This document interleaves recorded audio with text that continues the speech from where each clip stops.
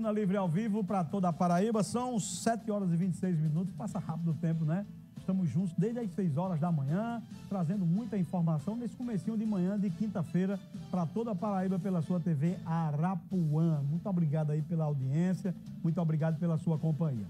Hoje é quinta-feira e você sabe que às quintas-feiras é dia de consultório do Tribuna para a gente aprender mais sobre nossa saúde. Então vamos ao nosso tema de hoje.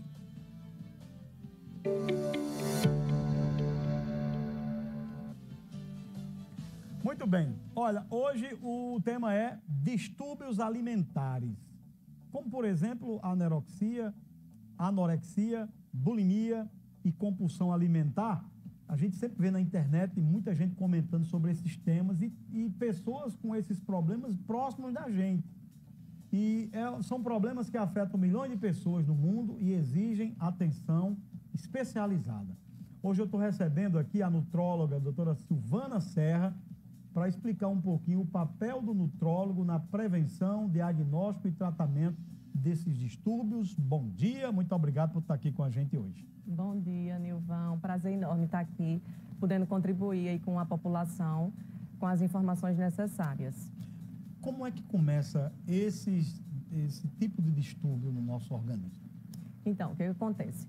Os distúrbios alimentares ou transtornos alimentares, existe uma gama enorme de patologias dentro desse tema. As principais, como você mesmo falou, bulimia nervosa, anorexia nervosa e o transtorno de compulsão alimentar. Dentre esses três, que são os mais comuns, o mais prevalente é o transtorno de compulsão alimentar. Então, ele é um diagnóstico bastante grave, né?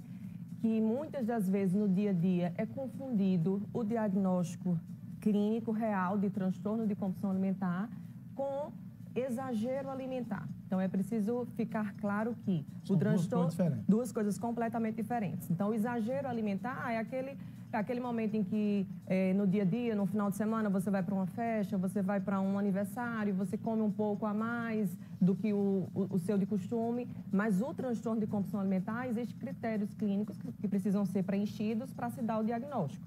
Então é aquele paciente que ele come grande quantidade, né, grande volume de alimento num curto período de tempo e ele é acompanhado, para a gente poder dar esse diagnóstico, por no mínimo 2 a 3 meses. Então, ele tem esses episódios de compulsão, geralmente de 1, 2, até 3 vezes por semana, nesse período de 3 meses. Então, o médico acompanha e consegue dar esse diagnóstico, porque essa ingestão desse alimento que esse paciente faz quando está com transtorno de compulsão alimentar, não é qualquer comida que a gente costuma a se alimentar porque deu uma vontade maior. Não, é aquele paciente que come comida gelada, comida que tira da geladeira e come. Às vezes, naquele momento que ele está se alimentando, ele está numa espécie de transe. Então, assim, às vezes ele nem lembra do que comeu.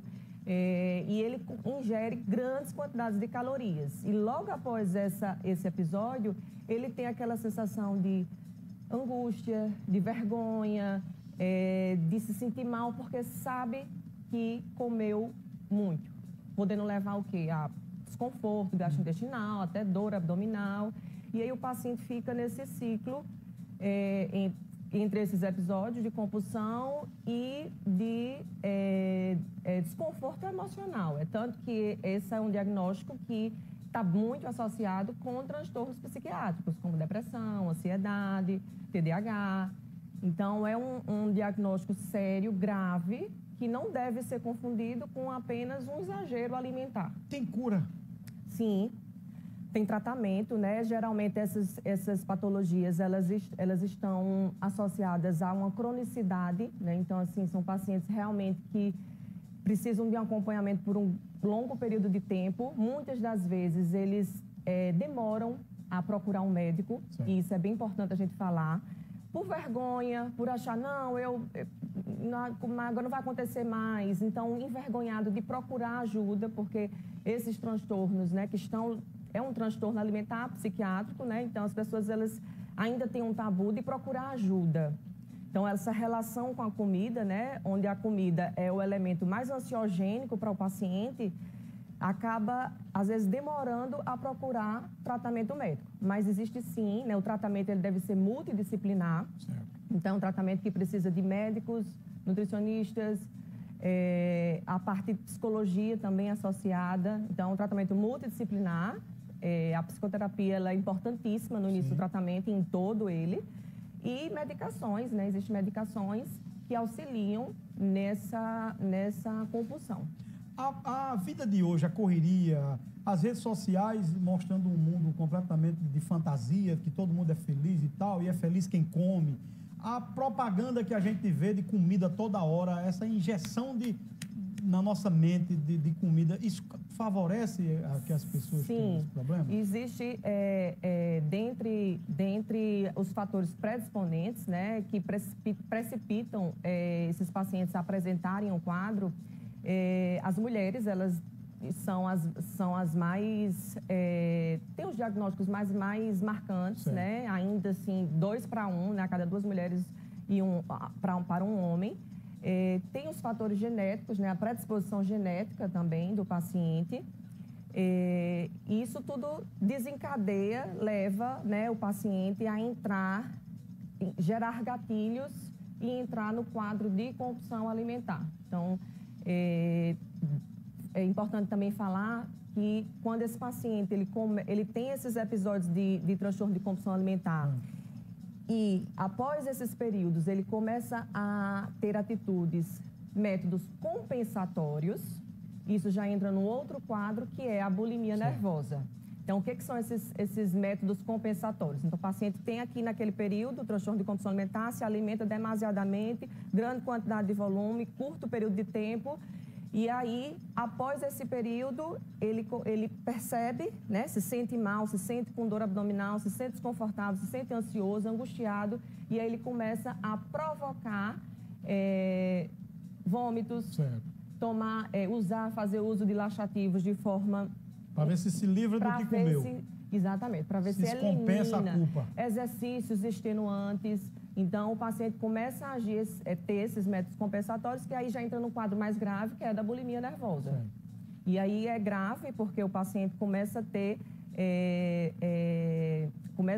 consequências, né, metabólicas, né, com distúrbios hidroeletrolíticos. E aí esse paciente precisa ser visto e acompanhado para iniciar tratamento. Esses casos têm aumentado?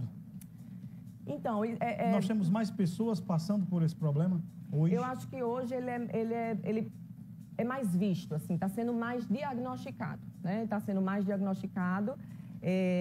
Cada vez mais as pessoas estão procurando, sim, ter uma vida melhor, uma vida mais saudável, uma alimentação melhor. Então, quem não está naquele nicho ali, né, acaba percebendo que está diferente dos demais e acaba tendo acesso mais à ajuda, sabe? Eu acho que está sendo diagnosticado melhor, tendo mais diagnóstico dos transtornos. Para a gente perceber que está entrando nesse caminho perigoso, qual é a primeira luz que acende? É exatamente isso, assim, essas pessoas que têm transtorno de compulsão alimentar, elas dificilmente socializam. Então, assim, ela sabe que durante aquele episódio, né, aquela relação que ela tem com a comida, com a alimentação, ela vai procurar se isolar mais. Então, ela não vai estar socializando, não vai estar saindo com amigos, não vai estar se alimentando com a família, porque ela tem vergonha. Ela tem vergonha, né, ela não consegue comer daquela quantidade na frente dos outros. Então, geralmente come até normal na frente das pessoas, mas depois, quando chega em casa, ou então sozinho, procura na alimentação, na comida, e tem o transtorno, e tem a crise. E aí a família, neste contexto, é muito importante ter essa atenção, ter esse olhar. Então, eu acredito que a família, né, o núcleo familiar, seja ele qual for, é um ponto-chave para ajudar esse paciente. Se você estiver passando por alguém que está nos assistindo, que está percebendo que já está entrando nessa rota, qual é o melhor conselho para essa pessoa hoje? Pronto, o melhor conselho é inicialmente procurar um médico para dar o diagnóstico, né? O médico dá esse diagnóstico, então pode ser um psiquiatra, pode ser um nutrólogo. procurar esse auxílio e, a partir daí, né, a partir desse diagnóstico médico, é montada uma equipe multidisciplinar para acompanhar esse paciente. Então, se associa a parte de nutrição e a parte de psicologia para iniciar o tratamento. E quem não tem como procurar um médico particular, o SUS tem algum tipo de atendimento, de tratamento para esse tipo de problema? Tem. O ideal é as unidades de saúde da família, né, os PSFs, eles têm um médico clínico geral, né, que o paciente ele pode estar procurando o PSF, e a partir desta avaliação inicial clínica básica, o médico percebe, entende para encaminhar a um especialista, no caso um psiquiatra ou um nutrólogo. Então, para as pessoas que têm acesso à unidade de saúde da família, né, ao PSF, é ir, né, conversar com o médico. E já pode até adiantar, eu vi que a doutora falou que eu preciso ir para um psiquiatra ou para um nutrólogo. E aí, do PSF, é feito esse encaminhamento ao especialista.